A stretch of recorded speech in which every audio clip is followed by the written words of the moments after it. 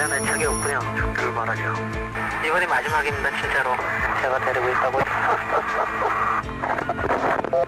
근거가 있는데 못 잡는다는 것은 수사가 잘못됐다는 거지.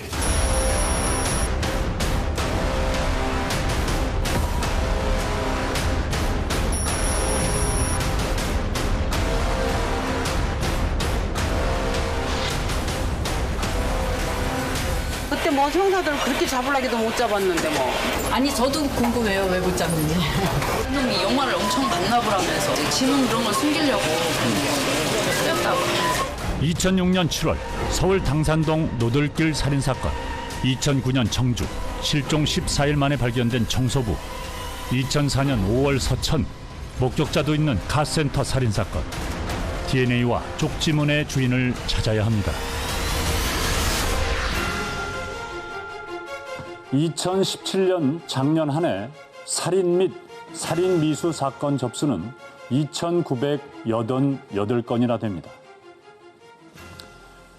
그런데 여러분은 살인을 저지른 범인들이 다 잡힌다고 보십니까? 그렇지 않습니다. 현재 미제 살인 사건은 모두 267건이나 됩니다. 왜 미제 사건의 범인들은 잡히지 않고 있을까요? 어떤 미제 사건은 증거가 남아있는데도 못 잡고 있습니다. 그렇다고 살인범들이 태연하게 거리를 활보하게 내버려 둬야 하겠습니까?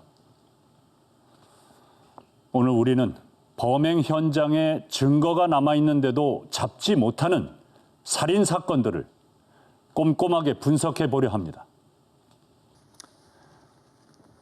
생생한 목소리, 하나하나 적어 내려간 편지, 지문, DNA, 몽따주, 그리고 CCTV 등 살인자들이 남긴 증거들을 분석해 보겠습니다.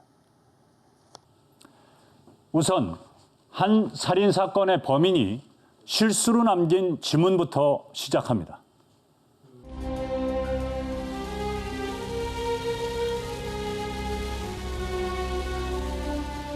2005년 사건 현장으로 갑니다. 대전 갈마동 혼자 사는 여성들이 많은 원룸촌.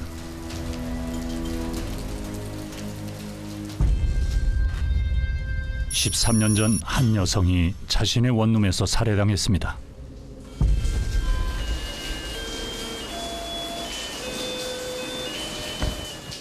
세월이 흐르는 동안 원룸의 주인도 여러 번 바뀌었고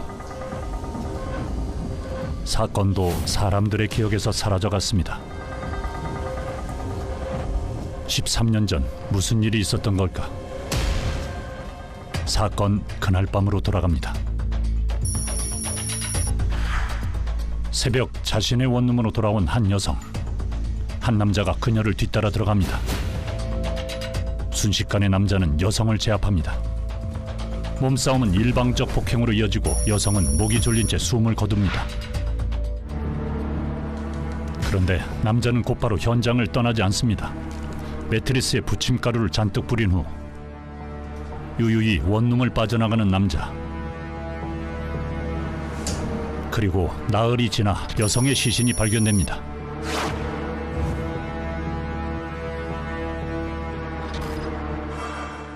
끔찍한 시신과 침대 위에 어지럽게 뿌려진 부침가루. 갈마동 원룸 살인 사건은 이렇게 세상에 알려졌습니다. 안녕하세요. 뭐 좀 여쭤보라는데요. 예전에 여기서 밀가루 같은 거 막 뿌려서 난 사건이 있었다고. 말은 들었는데 뭐 아는 게 있어야 집 다닌다고는 말은 들었는데 술집 나가는 사람이라고는 말은 들었는데 봤는데 기억이 납니까? 10년이 넘었는데. 그런 경찰도 와서 얘기도 안 해주고. 경찰들이 뭐 이렇게 세세하게 얘기도 안 해주지 뭐 우리한테 저기 뭐야 주소 들은 것만 이렇게 얘가 저기 받아가실라 하지. 얘기를 안 해주니까 우리도 모르죠. DNA 검사만 해가더라고 우리. 네? 우리 DNA 검사만 해가더라고. 아 선생님들을요? 주변 사람들? 혹시 생각나는 게 혹시 있으시면? 없어요. 그때 뭐 형사들 그렇게 잡으려기도 못 잡았는데 뭐. 대전 시내의 한 유흥업소에 다녔던 26살 윤지영 씨. 그녀는 사건 당일 평소보다 일찍 퇴근했다고 합니다. 갈마동으로 가주세요. 살아있는 지영 씨를 마지막으로 본 사람, 귀갓길에 탄 택시기사입니다. 새벽 1시 40분 한창 바쁠 시간에 퇴근한 지영 씨. 업소에서 울고 있던 그녀를 사장이 일찍 퇴근시켰다고 합니다. 택시 안에서도 지영 씨는 울고 있었다고 합니다. 어디선가 전화가 걸려왔고 택시를 타고 가는 동안 통화를 하며 계속 흐느꼈다고 합니다. 업소에서 그녀의 집까지는 10분 거리.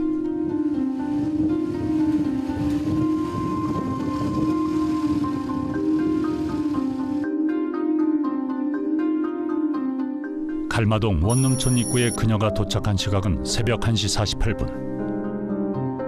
택시에서 내린 후 사장에게 전화를 걸어 일찍 퇴근해 미안하다는 말을 남긴 것이 마지막 통화입니다.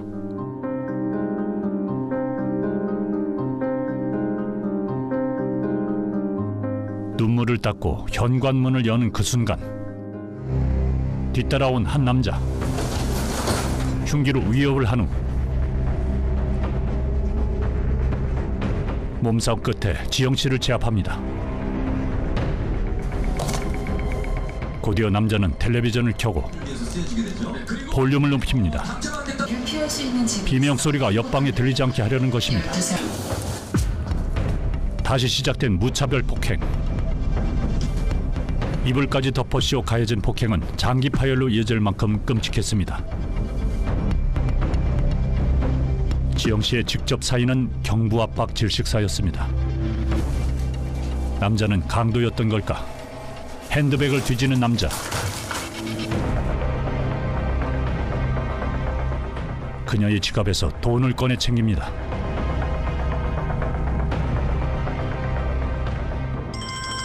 새벽 2시 59분 지영 씨의 휴대폰이 울립니다. 남자는 휴대폰과 배터리를 분리해 전화를 끊었지만 배터리 분리 직전 1초간 통화 연결이 돼 기록이 남았습니다. 1시간이나 원룸에 머문 남자는 과연 누굴까?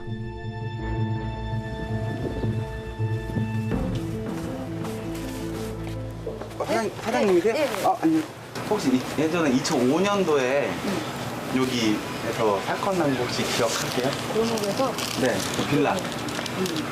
혹시 그때 사건 현장이 어땠는지 들으실 수 있으세요? 아니 나는 공공의 저 영화를 안 봤는데 저 경찰들이 하는 얘기가 그 영화를 본 것 같은데 이러면서 뭐 이렇게 세탁기 안에다가 이불을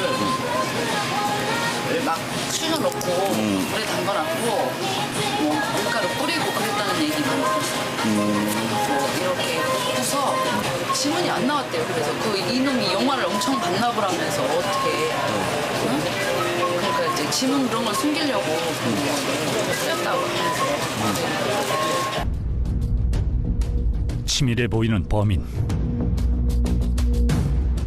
그는 현장을 그냥 떠나지 않았습니다. 이불을 걷어낸 후 세탁기에 넣어 돌립니다.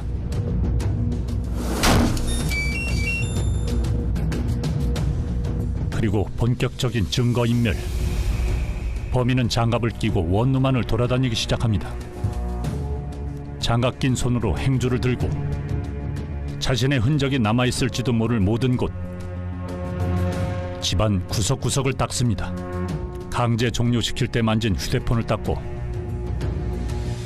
핸드백에서 꺼낸 물건들을 하나하나 닦아 매트리스 위에 내려놓습니다.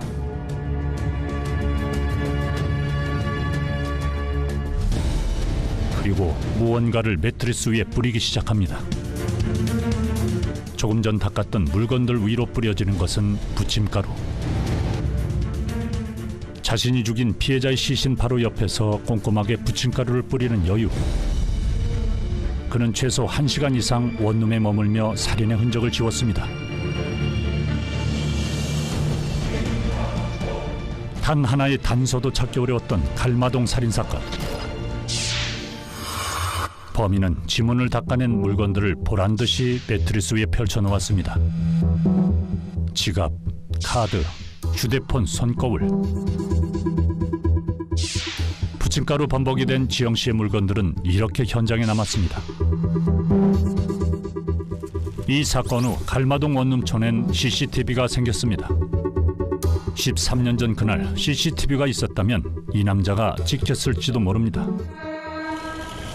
그날 새벽 원룸 앞에서 한 남자가 택시에 탑니다. 남자는 매우 불안해 보였고 몸을 떨기도 했다고 합니다. 그리고 그가 낸 택시비. 지폐엔 피가 묻어 있었다고 택시기사는 증언했습니다. 무엇보다 그가 앉았다 내린 뒷좌석.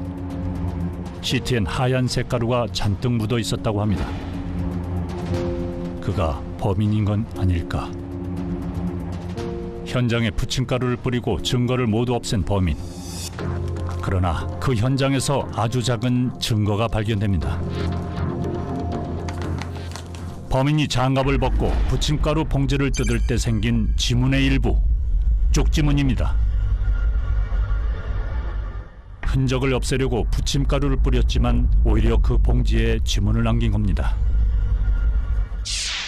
나름대로 계획적인 범죄를 저질렀고 나름대로 증거를 훼손할 노력을 하긴 했으나 뭐 자신이 현장에 혹시라도 모르는 상황에서 떨어뜨렸을 뭐 미세 증거들 이런 것들은 밀가루를 뿌리면은 막 뒤죽박죽 섞일 테니까 좀 더 과학적이고 미세한 증거를 분석할 수 있는 기술 같은 것들의 개발이 꼭 필요하다 이렇게 보이죠. 잔혹한 살인, 치밀한 증거인멸. 2005년 갈마동 원룸 살인사건의 범인. 현재 쪽지문의 주인을 찾는 지문 검색 작업이 진행되고 있습니다. 요즘은 거의 검거율이 뭐 90% 이상 되는데 어째 살인사건을 못 잡지? 아니 저도 궁금해요. 왜 못 잡는지. 잡았다는 그 뉴스를 못 본 것 같아가지고 진짜 궁금했어요. 이 갈마동 살인사건 같은 경우는 아직까지 잡히지 않은 이 쪽지문이라고 하는 것이 갖는 의미는 아주 일부의 지문을 의미를 합니다. 그래서 그 당시의 기법으로는 그 범인을 특정할 수 있지는 않았는데 지문이 등록되지 않은 경우들도 있고요. 또는 DNA가 아직 데이터베이스에 입력이 안 된 경우들이 이제 가장 유력한 이유가 되겠죠. 그런 경우에는 이제 그 추후에 범행을 다른 범행을 저질렀을 때 지문이 등록되면서 이제 매칭이 되거든요. 쪽지문으로 범인을 잡을 수 있을까? 은퇴한 강력계 출신 이용일 형사. 가리봉동 호프집 살인사건 담당 형사였습니다. 열시경 현장에 출동해서 보니까 피해자가 쓰러져 있고 2002년 12월 발생한 가리봉동 호프집 여주인 살인사건. 현장은 평범하지 않았습니다. 그 열시경 현장 출동해 보니까 사체는 이제 하이 벗겨진 상태로 엎어진 상태로 머리는 함몰골절이 되고 그래서 현장 주변을 살펴보니까 입구에 들어가는 그 테이블에서 피가 아주 난자한 상태였어요. 그래서 여기가 범행 현장이구나. 그래서 주변을 훑어보니까 청소가 다 돼 있는 상태예요. 뭐 맥주, 마시던 맥주컵, 맥주병, 그 다음에 잿더리, 깨진 맥주병도 있는데 그것도 다 청소가 돼 있었어요. 아주 우리 수사팀들이 아주 엄청 애를 먹었죠. 피해자를 사망하고 그 다음에 바로 문을 열면 보이니까 아마 사체를 끌어가지고 저 안쪽 3번 테이블로 옮겨놓고 여주인을 살해한 범인이 시신을 가게 입구에서 안쪽으로 옮긴 후 도주한 가리봉동 호프집 살인사건. 남자는 그날 호프집의 마지막 손님이었습니다. 늦은 밤 술잔이 오갔고 손님과 여주인 사이에 말싸움이 시작됩니다. 흉기를 휘두른 범인.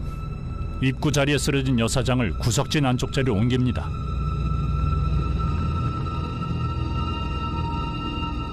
성폭행의 흔적은 없었지만 여사장의 하의는 벗겨져 있었고 다음 날 구석자리 테이블 아래에서 숨진 여사장의 시신이 발견됩니다. 범인이 벗긴 여사장의 바지는 물에 잠겨 있고 여사장의 지갑에 있던 돈이 사라졌습니다. 16년 전 가리봉동 호프집을 나가는 남자를 본 사람은 아무도 없었습니다. 낡은 건물들이 많았던 그 시절 가리봉동. 호프집은 길가에 있었지만 늦은 밤엔 인적이 드문 곳이었습니다. 어디서부터 이렇게 탐문을 시작하신 거예요? 아, 그럼 당시에 현장에서 제일 많이 이제 범인이 범행하고 튀었으면 옆골목, 이 현장 이 주변으로 이제 거의 탐문 수사를 했죠. 예, 골목에 보면 저 끝에 저기 CCTV가 지금도 하나 있어요. 그 당시도 있었거든요, 저거는. 그때나 지금이나 저 CCTV 하나. 범인은 CCTV 위치를 미리 알고 피했습니다. 그 당시 이제 용의자가 지나간 흔적이 없었어요. 대로변에서 흔적도 없이 사라진 살인범. 둔기의 머리를 맞아 사망한 여사장. 이 사건의 현장은 다른 살인사건 현장과 달리 너무나 깨끗했습니다. 범행 후 범인은 바로 현장을 떠나지 않았습니다. 마시던 맥주컵과 그릇을 설거지하고 테이블을 닦고 바닥 청소까지 깨끗이 한 범인. 장갑을 끼고 전구도 빼내버립니다. 불을 켜도 밝아지지 않도록 최대한 시신이 늦게 발견되도록 현장을 암흑으로 만들고 범인은 사라졌습니다. 치우는 행위는 굉장히 고의적, 계획적 행위다라고 볼 수 있겠지만 범행 동기는 생각보다 우발적인 경우가 많이 있어요.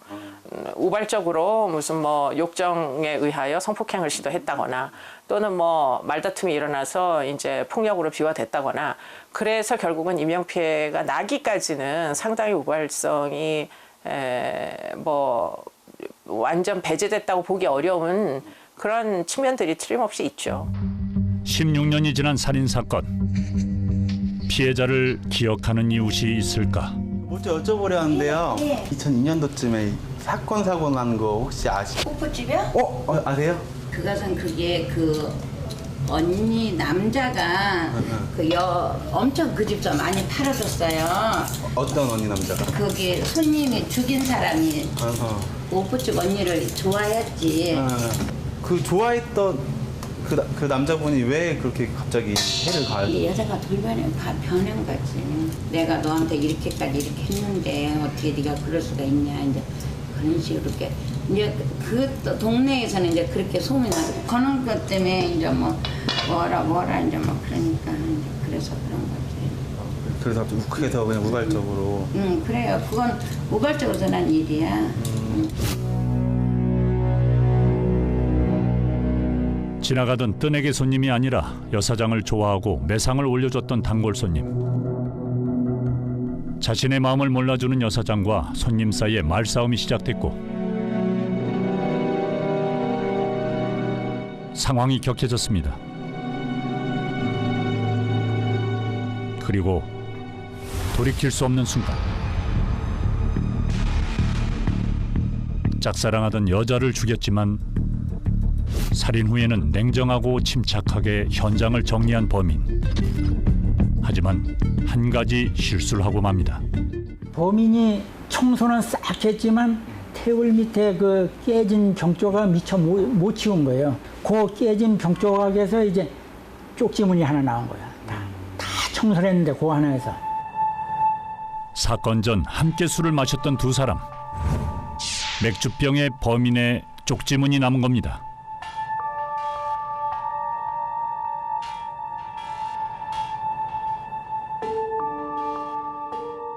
실랑이를 하던 중 맥주병이 떨어졌고 범행 후 바닥 청소까지 했지만 빗자루로 깨진 병 조각을 쓸어 담으면서 테이블 구석에 떨어진 마지막 병 조각 하나를 보지 못한 범인. 그리고 저 맥주병 조각에 남은 쪽지문으로 15년 만에 살인범이 검거됩니다. 그게 그 당시는 이 특정을 못했어요. 경찰청에 이제 올렸는데 그 우리나라 그 사람 내공에 대조를 했는데 워낙 그 이 쪽지문이다 보니까 대조 확인이 잘 불가능했죠, 좀.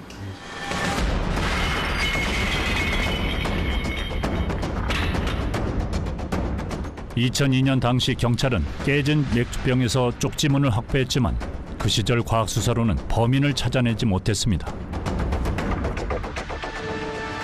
그날 밤 가리봉동 어둠 속으로 사라진 범인은 어디로 갔을까?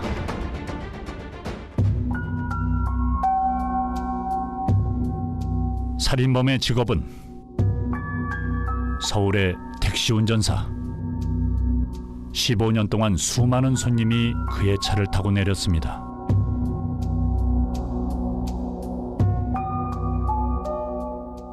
(52살) 택시기사 장모 씨가 경찰에 붙잡혀 나옵니다. 15년 전 저지른 죄가 덜미를 잡혔기 때문입니다. 이 쪽지문이 뭐 하찮은 그런 증거물로 봐서 뭐 유실됐다거나 이랬으면 아마 이 사건이 아마 해결되지 않았을 것으로 보입니다. 지문 재검색으로 15년 만에 검거된 범인은 무기징역을 선고받았습니다. 사건이 일어났을 당시에는 어떤 하지 못했던 소위 말하는 쪽지문, 소위 말하는 완전하지 않은 일부 지문, 이제 그런 지문으로도 DNA를 식별할 수 있는 기술들이 그게 되면서 소위 말하는 그때 깨진 그 맥주병 조각 이런 데서 당시에는 잡지 못했던 증거들이 나오면서 이 사람을 특정을 하게 됐고 그래가지고 검거에까지 이르게 된 거죠.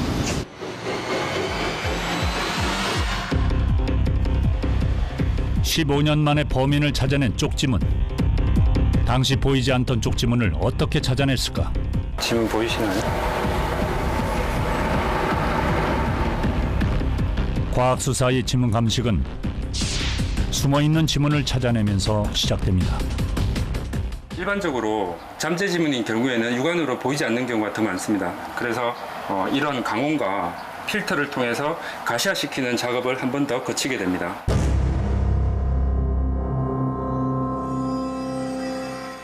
아주 컴컴한 곳에서도 지문은 발견될 수 있습니다. 광환과 지문 감식 약품으로 현장에 숨어있는 지문을 빼놓지 않고 확보합니다. 작업을 거치면 드러나는 현장의 지문들. 손상 없는 전체 지문이면 완벽하지만 지문의 일부만 있더라도 수사 속도를 높이기엔 충분합니다. 지문 감식과 함께 감정 기술도 발전했기 때문입니다. 사람의 지문이 모두 다른 이유는 지문마다 특징점이 다르기 때문입니다. 수많은 특징점 중 일부만 일치해도 지문의 주인을 확인할 수 있습니다. 이 융선이 이 땅구멍까지 해서 이 융선이 굵어요. 네, 그래서 이 융선이 이렇게 가는 거예요. 이렇게 가는 거예요. 여기 끊어진 거 있죠. 이런 거. 그 다음에 가다가 붙은 이런 분기점. 이런 숨어있는 특징들에서도 답을 얻을 수가 있어요. 90년도 이전의 감정 시스템은 전부 다 수작업이었습니다. 확대경되고 육안으로 한 장 한 장 사람이 손으로 넘겨가면서 이렇게 이제 지문을 감정을 했단 말이에요. 그러니까 굉장히 오래 걸리죠. 그래서 지금은 지문 한 개를 신원 확인하는데 1분도 채 안 걸립니다. 예, 그렇게 빨라졌죠. 지문 감식 시간을 단축시킨 것은 빠른 자동 검색 시스템 덕분입니다. 제작진의 지문을 채취해 신원 확인을 해봤습니다. 순식간에 특징점이 정리되고 개인정보가 확인됩니다. 지문 분석 시스템이 새로 개발돼서 뭔가 어떤 그 발전을 이루지 못한 상태라고 한다면 그 사건은 영원히 미궁에 빠질 수밖에 없는 거죠. 아무런 증거가 없으니까. 과학 수사 기법이 빠르게 진화하고 있습니다. 15년 만에 범인을 검거한 가리봉동 쪽지문처럼 갈마동 살인사건 쪽지문의 주인도 곧 밝혀질 것으로 보입니다. 전문가들은 지문을 두고 이렇게 말합니다. 만인부동, 종생불변. 똑같은 지문을 가진 사람은 없고 한 번 생긴 지문은 변하지 않는다. 따라서 사건에서 지문은 사람을 식별하는 결정적 증거가 됩니다. 문제는 지문이 다 남지 않고 일부만 남는다면 어떻게 될까입니다.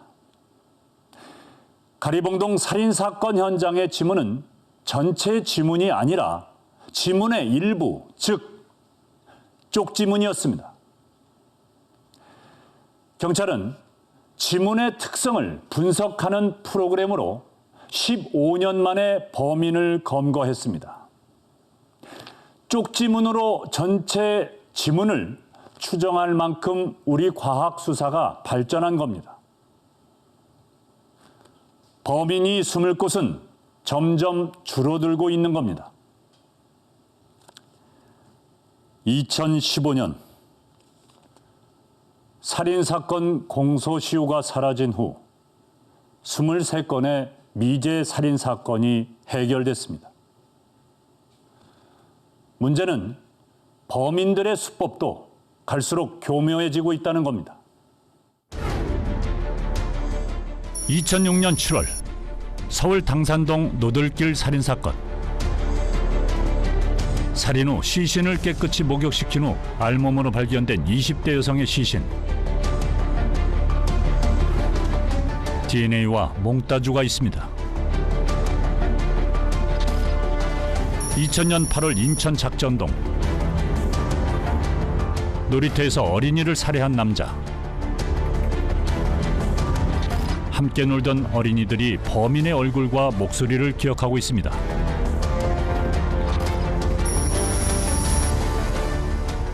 2009년 청주. 실종 14일 만에 발견된 청소부.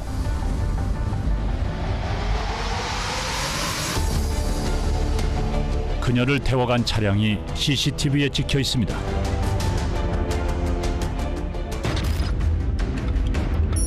(2006년 9월) 제주 소주방 여주인 살인사건. 탁자의 컵과 술병에서 발견된 지문이 사건을 풀 열쇠입니다. 2004년 5월 서천. 목격자도 있는 카센터 살인사건. DNA와 쪽지문의 주인을 찾아야 합니다. 2006년 대전 송천동. 자신의 택시 뒷좌석에서 살해당한 택시기사. DNA와 족적을 남긴 범인은 누구일까? 그리고 에 대한 애착이 없군요. 죽기를 바라죠. 이번이 마지막입니다. 진짜로 제가 데리고 있다고.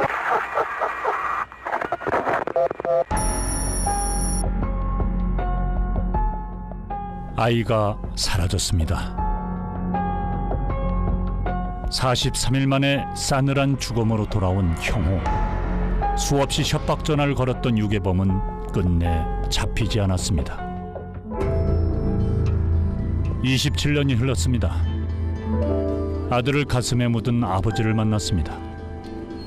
그는 이젠 잊고 싶다며 정식 인터뷰를 거절했습니다. 나는 꿈에도 안 나온 지가 오래되고 가끔 한번 나오는데 꿈에 나와서 범인을 사실은 원래 잡을 수 있어서 충분히 그 수많은 그런 저거 중에서 어쨌거나 그런 부분 때문에 어쨌든 뭐 속도 많이 상하고 내가 지금 인터뷰 하자고 하면 거부하는 이유가 첫째가 그거예요. 수십 차례 전화로 돈을 요구했던 유괴범의 생생한 목소리. 아침에 눈 뜨면 9시부터 시작이야. 정확히 9시부터 시작해. 전화 딱 와. 물론 그때는 녹취를 하고 있었지만은 전화 딱 오면 어디서 어디까지 오면 거기서 쪽지를 꼭 접어서 이 식으로 접더라고.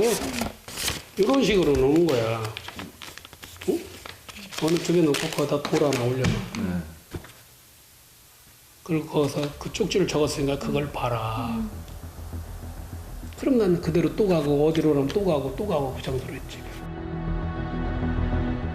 아들을 찾기 위해 형 아버지는 범인의 전화와 쪽지가 시키는 대로 서울 시내 곳곳을 끌려다녔습니다. 바로 지금 공항 국내선으로 좀 오십시오. 공항 국내선 주차장에다 주차시켜 주십시오. 그러고 전화 다시 드리겠습니다. 김포공항 국내선입니다. 빨리 오십시오. 유괴 당일 아이는 사망했지만 범인은 아이가 살아있는 척 계속 전화를 걸어왔습니다. 침착하고 냉정하게 전화를 걸었던 범인. 그 목소리는 여전히 남아있습니다. 뒷좌석에 누가 타고 있었어요. 뒷좌석에 누가 타고 있었다고요. 무슨 말씀하십니까? 제가 그 주위를 몇 번이나 돌았는데요. 그 구석장에다가 차 혼자 달라당 세워놓으면 어떡합니까?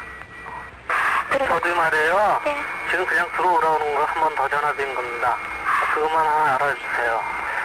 이번이 마지막입니다, 진짜로. 네. 그런데 전화를 딱 받는데 이놈이다라고 그랬어 내가. 이거 봤다고. 어떻게 또 그렇게 똑같을까? 아우 막 소름 끼치듯이 똑같아. 아니 똑같아 그냥. 잡았구나. 이거 맞다라고 해서 무조건 맞다라고 했어. 저 지금 그렇게 한가한 사람 아닙니다. 관두죠 그럼.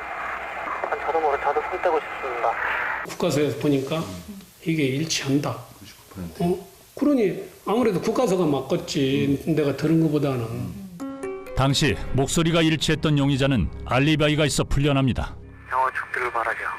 에 대한 애착이 없군요. 도저히 못하겠습니다. 내일은 제가 장담은 못해요. 저를 더 이상 도움을 못하겠습니다. 제가 데리고 있다고.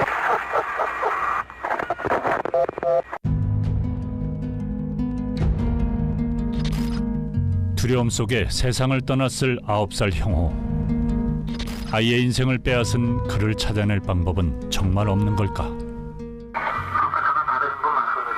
알겠을까요? 네, 여보세요. 지금 바로 내려가셔가지고요. 네. 정확하게 34분 정도 될까? 예. 동방바다하고 삼성물산 건물 사이에 큰 길이 있죠. 다시 전화드리죠. 기본적으로 성인 뭐 한 30대 성인 20대 후반 30대 초반에 성인 남성의 그 목소리 주파수 형태를 띠고 있긴 한데 좀 낮은 목소리는 아니네요. 한 150Hz 정도가 평균. 이제 노년으로 접어들었을 범인의 목소리는 어떨까? 30년 후로 재현하려면 어떤 조건들이 또 필요한 건가요? 30년 후로 재현을 한다는 거는 사실 좀 힘들어요. 왜냐하면 그 이영옥은 유괴 사건 때 녹음돼 있던 용의자의 목소리가 그것도 공중전화에서 녹음한 거기 때문에 인소스의 그 사람 목소리의 데이터가 폭넓지 다이나믹 레인지가 폭넓지가 못해요. 그러니까 한계에 있는 데이터를 가지고 지금의 기술로 그거를 만들어낸다는 거는 현실적으로는 좀 불가능하다고 볼 수 있습니다. 그런 말씀하지 마십시오. 차 뒤에 누가 타고 있으세요. 네, 식사를 준비하겠습니다. 끝까지 다 여셨다가 다시 닫으셔가지고요. 바로 지금 공항 국내선으로 좀 오십시오. 공항 국내선 주차장에다 주차시켜 주십시오. 그러고 전화 다시 드리겠습니다. 에 대한 애착이 없고요. 죽기를 바라죠. 그 전문가적 판단이 있는 그 용의자가 등장한다고 하더라도 이 성분 분석 하나의 결과값만 가지고 그 용의자를 과연 범인이라고 단정하고 특정하는 것은 한계가 있다라는 부분입니다. 왜 그러냐면 지문 같은 경우는 대한민국 성인이라면 주민등록하는 과정에서 지문을 다 전부 다 날인을 하잖아요. 그래서 그 지문에 대한 자료는 국가가 가지고 있는데 나머지 DNA라든지 또는 뭐 아까 말씀하셨던 그 성문이라든가 이 목소리라든가 이런 것들은 기본 데이터베이스를 국가가 가지고 있지 않은 그런 상태거든요. 그렇기 때문에 이제 그러한 종류의 그 증거물을 비교를 하기 위해서는 그 비교 대조군이 있어야 되는데 만약에 용의자 중에서 그 대조군 속에 포함이 되어 있지 않다면 비교를 할 수가 없다는 거죠. DNA도 마찬가지예요. 에 대한 애착이 없고요. 도저히 이제 못하겠습니다. 영어 죽기를 바라죠. 제가 데리고 있다고.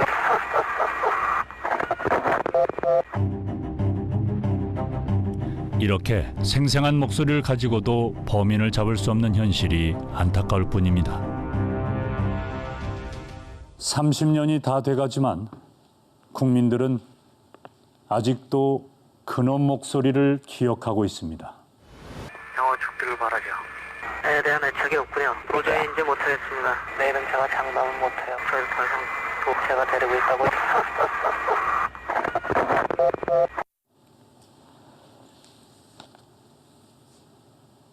목소리라는 명백한 증거가 있는데도 범인을 특정하기는 쉽지 않다는 게 전문가들의 이야기입니다. 즉, 목소리는 직접 증거가 되지 못한다는 것입니다. 그런데 누군가가 목소리를 알아보고 범인을 지목한다면 그 순간 수사는 시작될 수도 있습니다. 어쩌면 과학보다 더 중요한 것은 수사관의 직관과 국민들의 관심일지도 모릅니다. 목소리가 간접 증거라면 CCTV는 범인을 특정할 수 있는 가장 정확한 목격자가 될 수 있습니다. 자정을 막 넘어섰을 때 교회 화단에서의 습격. 남자는 방어 한번 하지 못하고 쓰러졌습니다. 새벽에 발견된 그는 이미 숨져 있었습니다. 그리고 10년이 흘렀습니다. 엔진 수리공 김모 씨가 살해된 교회 화단. 아무 일 없는 듯 평화로워 보이지만 사실은 끔찍한 살인의 현장입니다. 10년이나 지났지만 사람들의 기억은 생생합니다.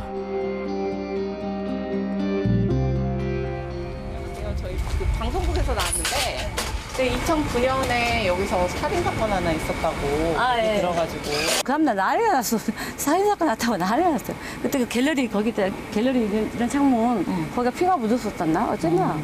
하필이면 교회 그거라 더 그랬겠죠. 중원동 쪽에 웬만한 사람들 그거 사건 기억 못하는 사람 없는데? 평상시에 그렇게 나쁜 사람 아니었나 봐요. 그러니까 인심을 보니까. 아니었다고 하더라고요. 그 사람을 잘 챙겨주고 이렇게 하는 사람이 없잖아요. 사건 뭐 일어나면 누구든지 부모든지 친척지간이 있으면 옆에서 막 신경 쓰고 알고 막 그러잖아요. 근데 주변에 마땅히 이 봐주고 손 봐주고 그런 사람이 없었다고. 그래서 그런다고. 그날 사건은 CCTV 곳곳에 남아 있습니다. 사건 현장 바로 앞 길목에 이 CCTV에 찍힌 피해자와 또 한 명의 남자. 도로에서 인도로 올라온 두 사람. 피해자 김 씨는 자꾸만 자리를 뜨리하고 또 다른 남자는 일어서는 김 씨를 붙잡아 다시 자리에 앉히기를 반복합니다. 그렇게 10분이 흐르고 남자가 김 씨 앞에 무릎을 꿇습니다. 연신 고개를 숙이고 사과를 하는 것처럼 보이는 남자.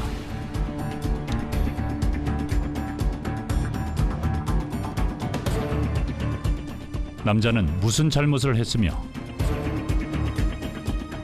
반면 김 씨는 왜 자꾸 자리를 떠나려 한 것일까? 잠시 후 두 사람은 또 다른 CCTV에 잡힙니다. 앞서 걸어가는 김 씨가 보이고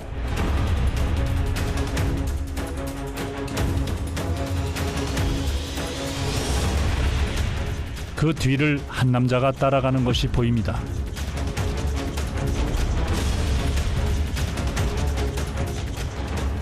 마지막으로 피해자 김 씨와 그 남자는 사건 현장인 교회 근처 CCTV에 다시 등장합니다.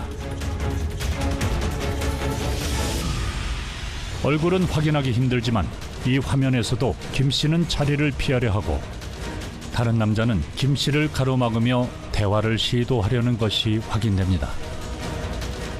우리는 이 CCTV 화면을 다시 분석해 보기로 했습니다.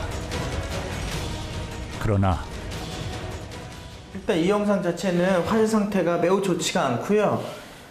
특히 2009년 당시이기 때문에 CCTV 자체가 그렇게 고성능 CCTV가 없었을 거예요. 현재 처리할 수 있는 모든 영상 처리 기법을 적용하더라도 얼굴이라든지 그 피의자 또는 피해자에 대한 그 특정을 할 수 있는 피사체 정보를 추천하는 데 한계가 있는 영상으로 보여집니다. 이 피해자와 용의자 사이의 키 차이는 20cm 정도 되는 굉장히 좀 큰 차이가 있다는 것 자체는 육안으로도 그냥 판단이 되는 부분이에요.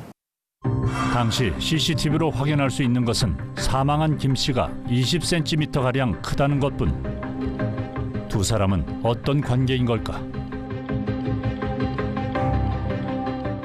조금 전까지 떠나려는 김 씨를 붙잡아 앉히고 무릎을 꿇고 사과를 하려던 남자. 그는 왜 돌변해 살인을 저지른 것일까요?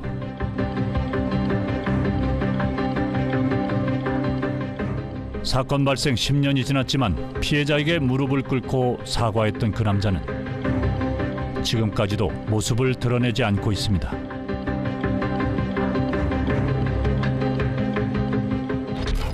(2014년) 서울 강서구 방화동. 자전거를 탄 한 남자가 CCTV에 자주 등장합니다. 동네 이곳저곳을 다니며 볼일을 보기도 하고 동네를 크게 한 바퀴 돌기도 합니다. 그런데 그의 동선에 이상한 점이 있습니다. 빠지지 않고 등장하는 건물이 하나 있었던 겁니다. 3개월 동안 남자는 방화동의 한 건물 주변을 맴돈 것이 CCTV로 확인됩니다. 그리고 그날 밤 남자는 매일 지나가던 바로 그 건물 근처에 자전거를 세우고 건물 안으로 들어갑니다.